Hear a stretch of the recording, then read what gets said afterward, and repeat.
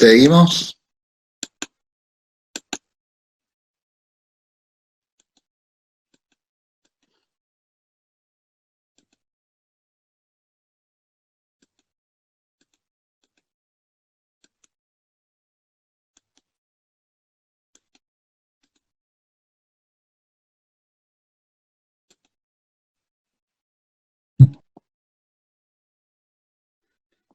Bien, seguimos. Entonces, el ejemplo que estaba diciéndoles era eh, la de una empresa agropecuaria que se dedica a la siembra de granos gruesos, en este caso soja, y que comienza, digamos, repito el ejemplo, comienza en el mes de septiembre a preparar el suelo y termina recogiendo los frutos en el mes de abril, mayo. Con lo cual, su ciclo operativo es ese, ¿no es cierto? Es decir, el peso que ese empresario comienza a gastar se vuelve a transformar en pesos recién a partir de junio o julio, ¿sí? Entonces, ¿cuál sería lo ideal para ese caso? Y sería que el ciclo, los informes económicos o el ejercicio económico contable arrancar el 1 de junio y terminar el 31 de mayo, con lo cual ahí reflejaría el ciclo operativo que tiene la empresa. Puede ocurrir también de que el ciclo operativo de la empresa sea más allá de los 12 meses, pero la ley, en este caso hay un aspecto legal que hay que cumplir, establece que la actividad económica debe ser reflejada anualmente, ¿no? En el caso de no tener, de ser una persona humana, en ese caso sí, en una persona humana esta es obligación del 1 de enero al 31 de diciembre de todos los años. Pero todo comerciante, o toda empresa, digamos, debe presentar balances anuales. Y les decía que puede haber empresas que tengan un ciclo operativo que vaya más allá, que abarque más de un ejercicio económico o un ejercicio contable. Por ejemplo, una empresa constructora, ¿no es cierto?, que construya un edificio. Y después un edificio para vender los departamentos. Bueno, difícilmente el edificio debe estar empezado el 1 de enero y terminado el 31 de diciembre. Con lo cual, seguramente ese edificio va a demandar más de 12 meses para su terminación, con lo cual el ciclo operativo, por ejemplo, de esa empresa abarca más de 12 meses, ¿no es cierto? Bueno, bien, creo que respecto del ejercicio económico quedó claro, cualquier cosa después lo charlamos, ¿cierto? Bueno, habíamos visto el tema del ciclo operativo, lo que era comprar. A ver, al ejemplo que di del peso que compra mercadería, por supuesto que los plazos y el ciclo operativo se estira mucho más cuando estamos hablando de una industria, ¿no es cierto?, donde hace falta esos pesos que inician mi tarea, ¿sí?, que inician mi actividad, compran insumos, en este caso, no son mercaderías, insumos para ser transformados, o sea, para fabricar esos productos terminados que están en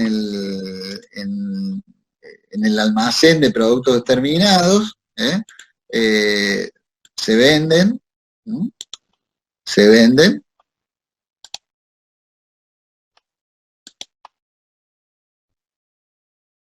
Por supuesto que tiene que pasar un plazo de haber sido vendidos a plazo, un plazo para cobrarlos, ¿m?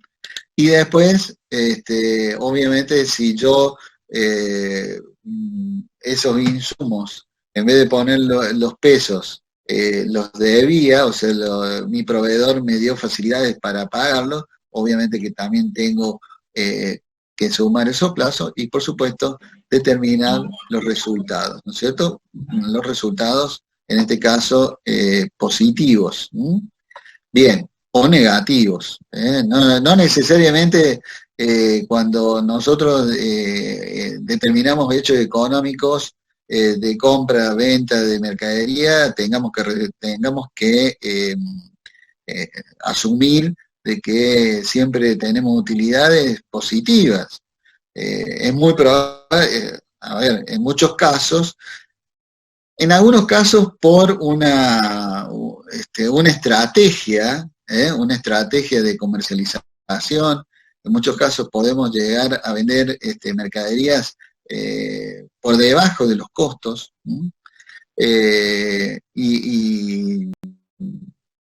y tener para esa mercadería pérdidas. A lo mejor esa es una estrategia o puede ser algo impuesto por el mercado que el empresario no, no puede zafar, ¿no? Entonces ahí está a lo que se refería en cuanto a resultados, que ahí hay un signo positivo, pero también puede llegar a ser negativo sin lugar a dudas, ¿no? Usuario. Como ustedes pueden ver, hay múltiples usuarios. Sobre todo los internos, ¿no? Sobre todo internos. Y acá va más, y vuelvo a repetir lo que decía en cuanto a la diferenciación de que pueden llegar a existir varias contabilidades de un mismo hecho económico, y más en nuestro país. O sea, esa es una realidad que hoy es absolutamente comprensible para un empresario por el hecho de tener valores reales, o sea, de decir, bueno, a ver, esta cifra, digamos, vendí 100 pesos al principio de año y hoy vendí 100 pesos, alguno me puede decir, digamos, vamos a suponer, vendí 100 pesos durante enero y hoy vendí 100 pesos. Alguno me podrá decir, un descuidado, me podrá decir, pero bueno, mantuviste las ventas. En realidad no mantuviste nada, o sea, estás perdiendo, considerando qué es lo que uno está sufriendo en relación a los niveles de inflación, es decir, de la desvalorización de la propia moneda, con lo cual, más allá de lo que dice la ley, inclusive la ley y la técnica contable implica también la necesidad del ajuste por inflación. A ver, el tema del ajuste por inflación es un tema que recién se ha tratado hace un par de años.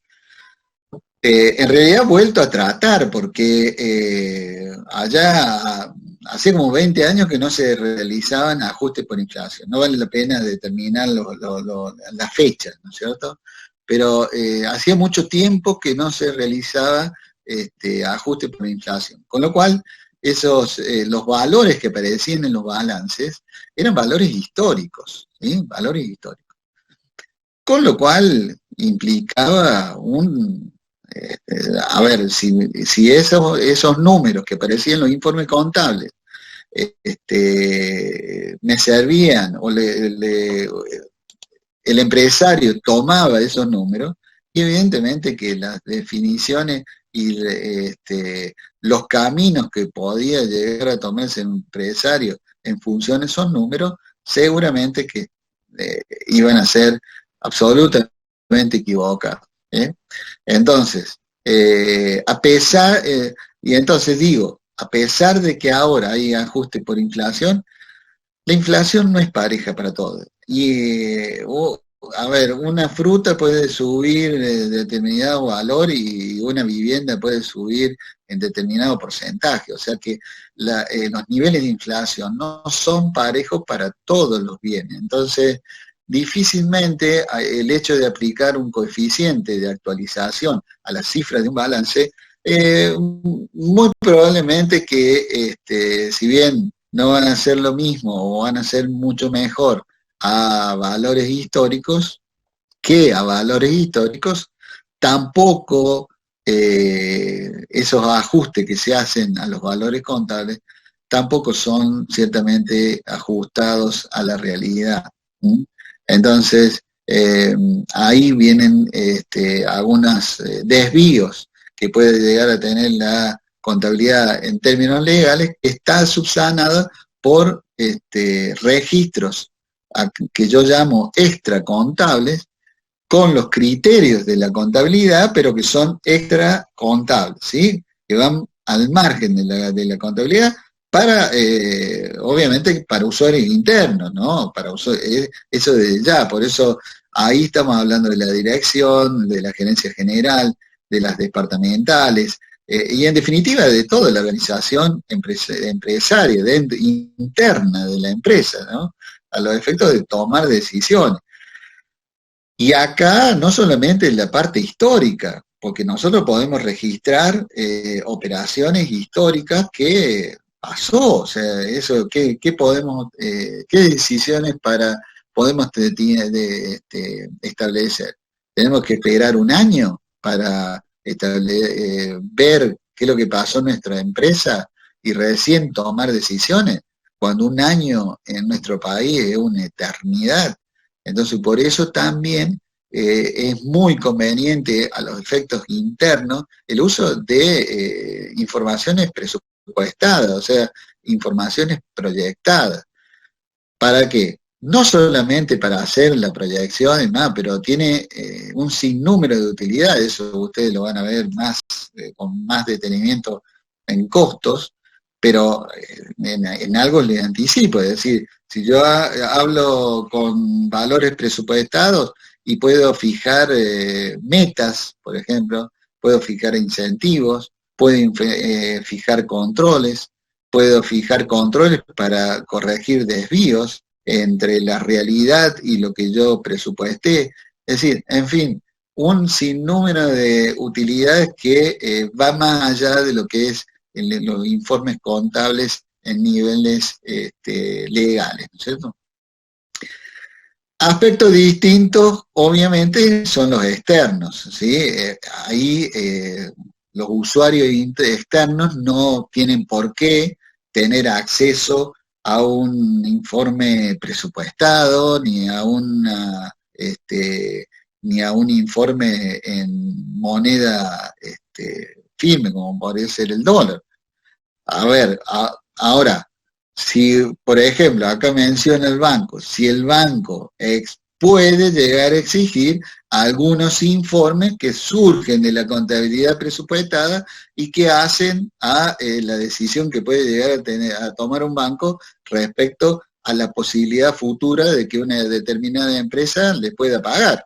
Porque en definitiva, un banco, ¿de qué le sirve un informe contable histórico? Sí, está bien.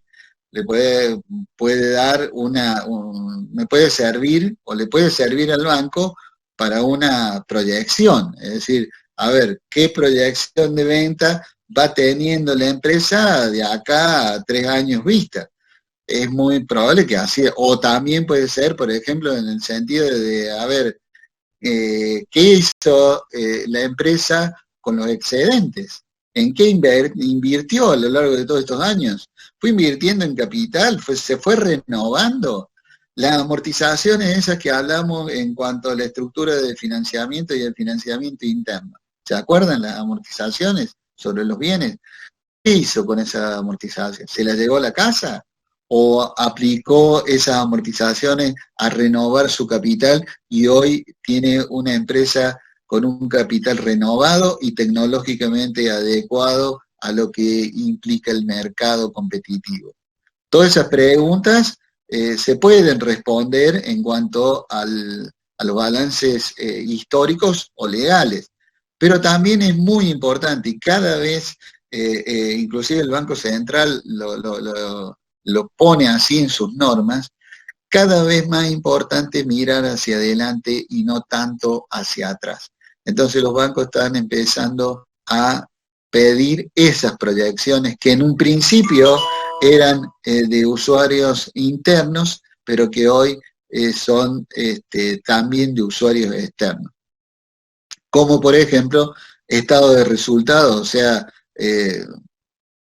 ganancias y pérdidas proyectados en el tiempo, o simplemente una proyección de lo que llamamos un flujo de caja o un cash flow, que le sirve al banco como para decir, bueno, a ver, esta empresa qué capacidad tiene en cuanto a la posibilidad de que nos pague, ¿no?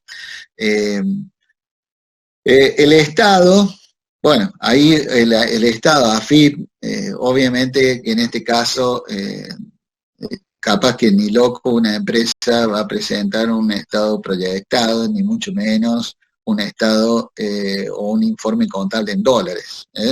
En este caso, si es histórico y lo menos que sea posible, eso seguramente es así. Y en este caso, obviamente que corre lo legal, es decir, que en el caso de los estados contables, en términos técnicos y legales, les sirven al Estado como para determinar algún tipo, alguna base imponible o algún otro control que necesite el Estado llevar, ¿sí?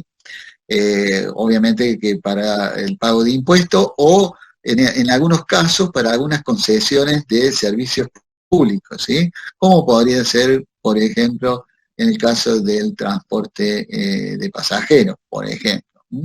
La bolsa de comercio también es otro tema, va un poco más allá de lo que es eh, el aspecto legal. ¿Por qué? Porque la bolsa de comercio, o sea, el mercado de capitales, ¿se acuerdan del acceso de las sociedades anónimas a la fuente de financiamiento? No todas las sociedades anónimas, las grandes empresas, al mercado de capitales para colocar sus acciones o títulos de deuda, o bonos o debentures, lo que vimos en la estructura financiera a largo plazo externa. Bueno, en ese caso la Bolsa de Comercio exige la presentación de informes contables cada 3 meses a las empresas que cotizan en bolsa. Y ustedes dirán, pero ¿por qué cada 3 meses? ¿Por qué? Porque la Comisión Nacional de Valores, que es la que legisla todo y la que controla a las empresas que cotizan en bolsa, obviamente tiende a proteger a la inversión, al inversor y proteger al mercado, ¿no es cierto? Proteger el mercado en sentido de brindarle periódicamente, con una periodicidad mucho más acentuada, para que los inversores tengan una posibilidad de analizar sus inversiones mucho más periódicamente. Imagínense, nadie invertiría en acciones o en bonos si recibiría una vez al año informes de cómo le va a una empresa.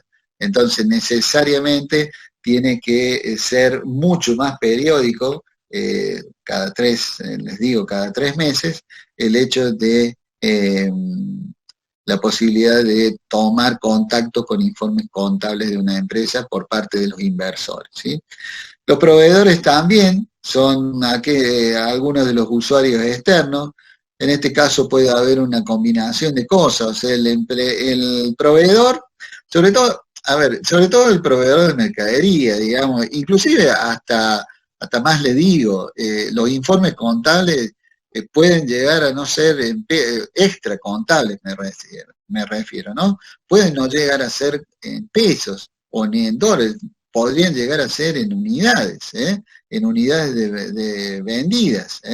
A lo mejor al proveedor le interesa la cantidad de unidades vendidas y él sabe del mercado y sabe de los márgenes de utilidad que tiene esa empresa o esa actividad, como para directamente decir, bueno, a ver, si yo a esta persona le doy posibilidades de pago en plazo, y bueno, a ver cuánto está vendiendo, en qué plazos está vendiendo, es decir, una información más cualitativa que cuantitativa, son los que muchas veces usan los proveedores. Y bueno, ahí habla de etcétera, porque obviamente que pueden aparecer más usuarios en relación a los propios gremios, los gremios que aglutinan a los empleados de las empresas también suelen ser usuarios externos de estos informes contables, ¿sí?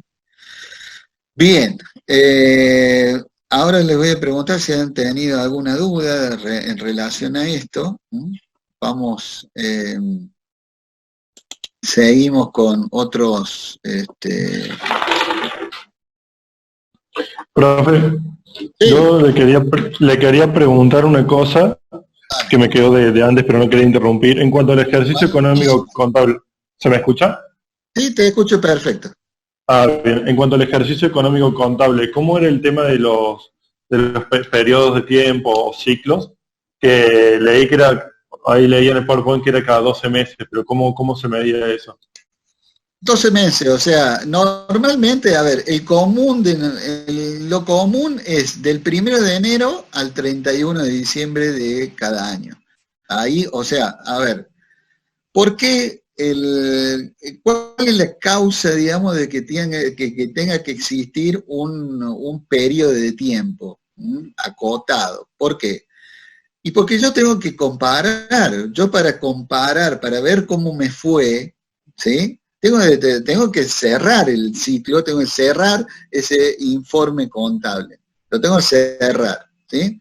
Y si después, es más, si después lo tengo que comparar con periodos de tiempo iguales. O sea, no puedo comparar, decir, bueno, a ver, en estos 12 meses me fue de tal forma. Y bueno, dentro de, no, pero yo tuve 8 meses que me fue bárbaro. No, tenés que comparar 12 meses unificados. Eso es lo que, a ver, esto es lo que establece la ley. El usuario interno puede determinar, bueno, no, yo quiero hacer, no me interesa a mí saber informes históricos de acá 12 meses. Yo necesito que mi informe económico sea mensual.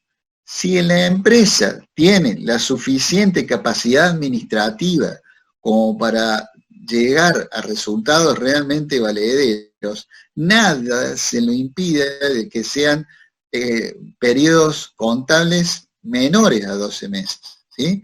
Podemos hacer de 1 mes, de 2 meses, de 3 meses. Es decir, una cosa es la ley que te exige lo mínimo, es eso, 12 meses. Y otra cosa es el uso interno que yo pueda hacer, ¿me entendés? Es decir, bueno, a ver, yo necesito valores para tomar decisiones mensuales. No puedo esperar un año. Perfecto. Tengo la capacidad administrativa para hacerlo, adelante con eso, pero básicamente es eso, ¿no? No sé si te quedó Ah, claro. bien. Sí, sí, y el capital, y cada vez que empieza un periodo se toma como capital inicial de ese periodo lo que quedó no entendí bien esa parte, lo que quedó de activo del anterior. Ahí tenemos que diferenciar, está buena esa pregunta, es buena esa pregunta. Tenemos que diferenciar, en realidad, el capital legal, el capital legal, que es el que está establecido en el estatuto de la empresa, y en este caso estamos hablando de empresas que están bajo la ley 19.550, ese capital permanece constante. El capital inicial de la empresa permanece constante, salvo de que se modifique. Y para modificar hay que modificar el estatuto. Vamos a suponer, una sociedad anónima arranca su capital con un capital inicial de 100.000 pesos con 10 acciones de 10.000 pesos cada una. ¿Sí? Ese es el capital inicial. No se modifica a lo largo de la vida de la empresa, ¿sí? ¿Por qué? Porque ese fue el capital inicial y es el que está expuesto en el estatuto. Ahora, existe otro concepto que está con lo que nosotros vamos a llamar, y que es un poco lo que sigue, el patrimonio neto. ¿Qué es el patrimonio neto?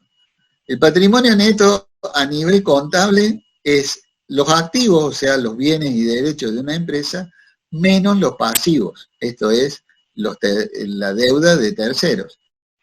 Eso es el patrimonio neto. El patrimonio neto de una empresa, y volviendo de la ley 19.550, abarca el capital inicial que está en el estatuto y abarca los resultados de ejercicios anteriores, o sea, las utilidades que yo pueda haber obtenido a lo largo de la vida de la empresa, ¿sí? Entonces, ese que nosotros decimos el capital neto de la empresa, en realidad es el patrimonio de la empresa.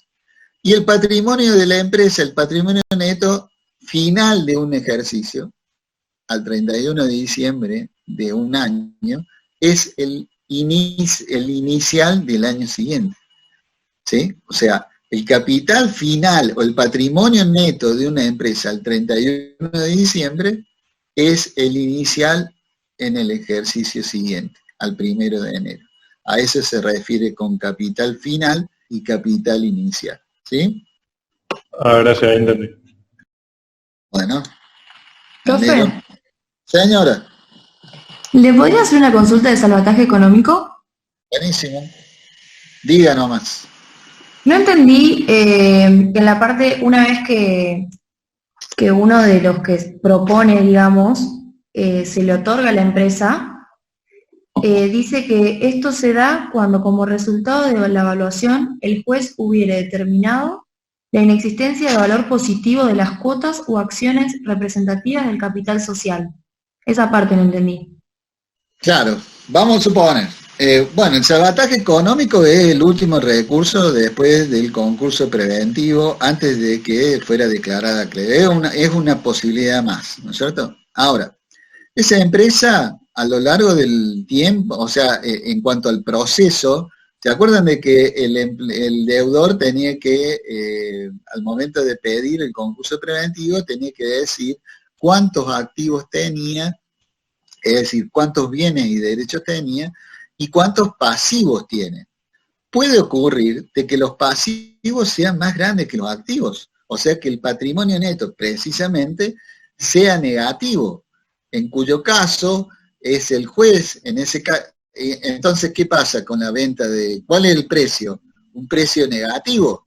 ¿Cómo es? ¿Se entiende? O sea, ¿cómo? ¿Le tiene que pagar al que hace la propuesta?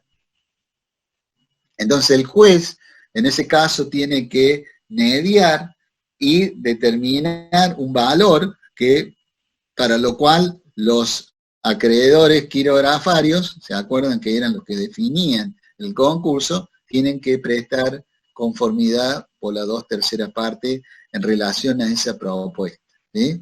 A partir de ahí, la empresa compra toda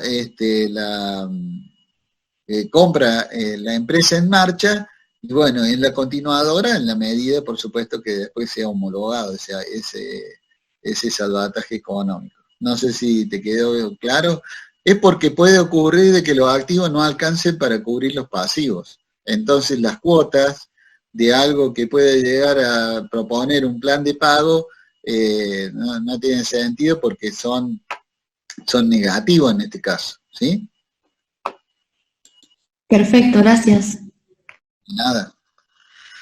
Bien. ¿Alguna otra duda? Bueno. Vamos a seguir. Déjenme ver acá cómo seguimos.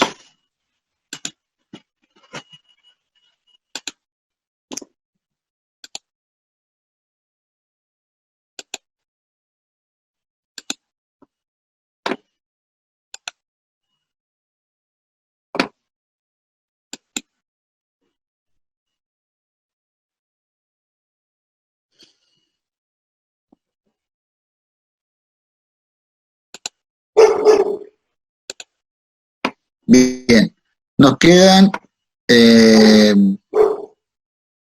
poco menos de 10 minutos, ¿sí? Antes de seguir, hay gente que está chateando, entonces prefiero contestarles, ¿sí? A ver.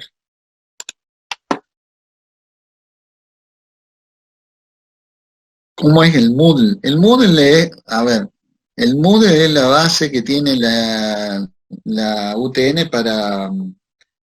en la UB para colgar todos los cursos, toda la carrera en cuanto a materias, en cuanto a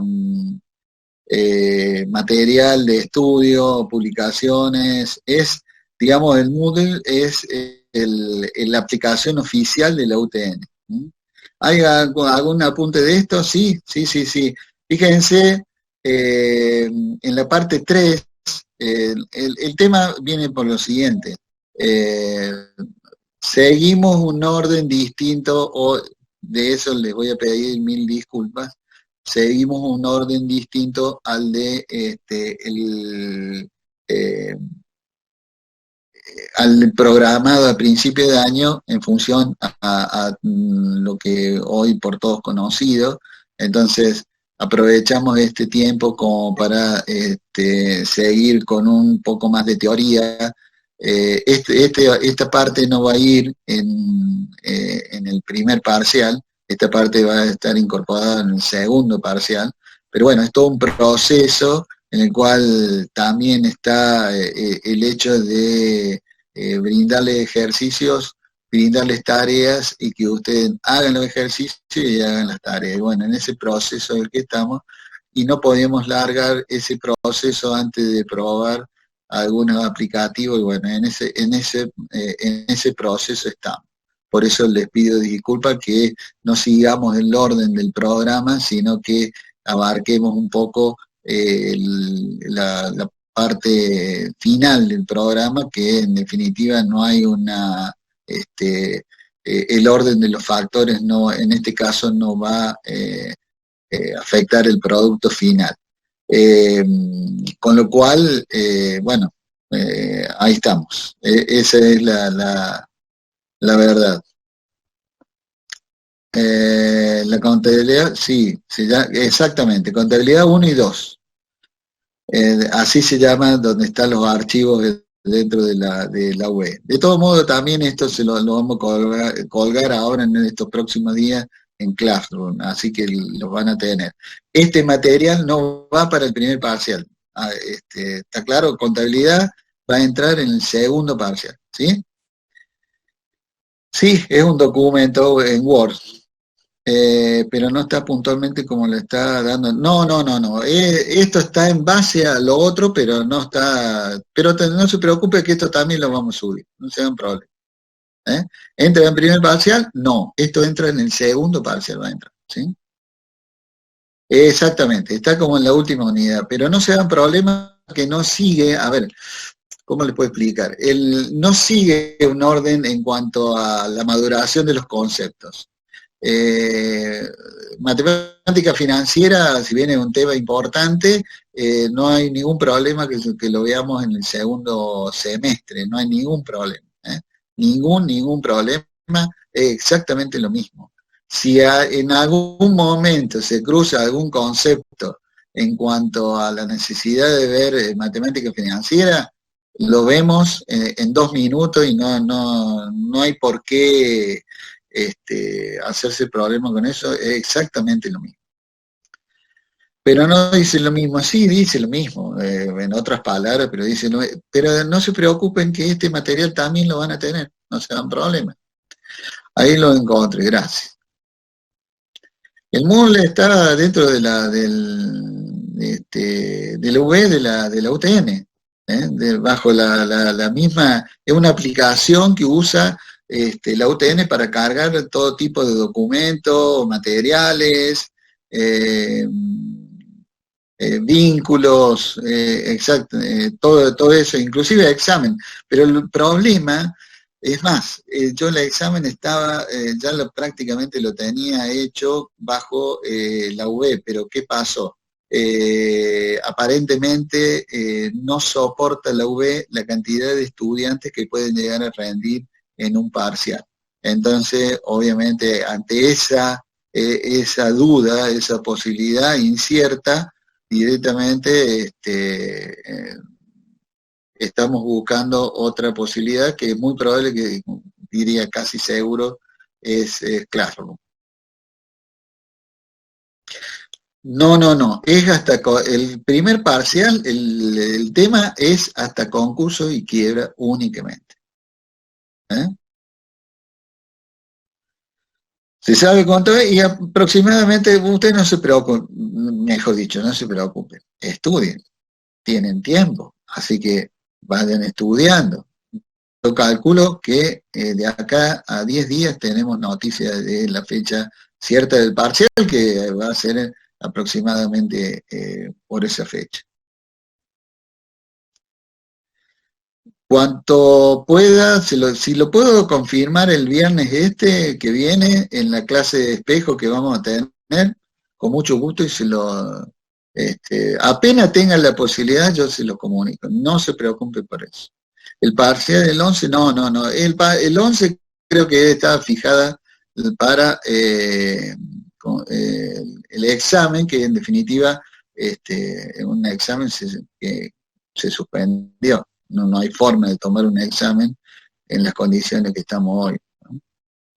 ¿De qué material sacamos lo visto hoy? Está en Moodle, en el V, en la última parte, en la parte tercera, se llama Contabilidad 1 y 2, ahí está todo.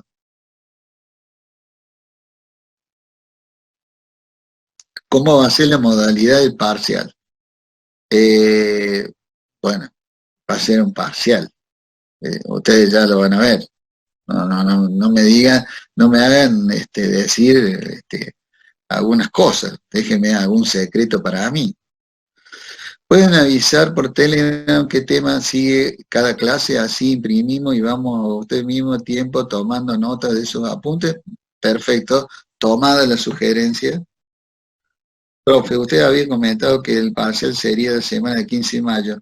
Es muy probable. 3 de 1 y 3 de 3, sí. 15, 20 de mayo. O sea, puede haber una diferencia de una semana, más o menos.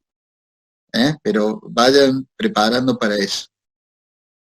No les quiero decir una fecha determinada ya, porque voy a quedar mal con ustedes. Prefiero tenerlo listo.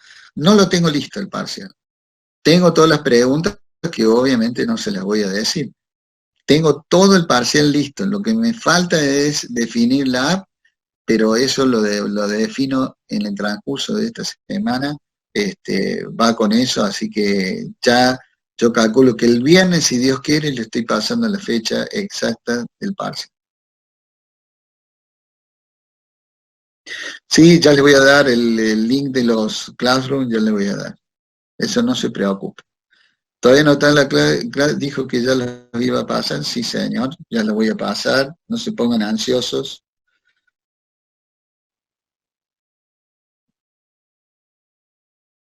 No lo estoy usando, dice Pablo.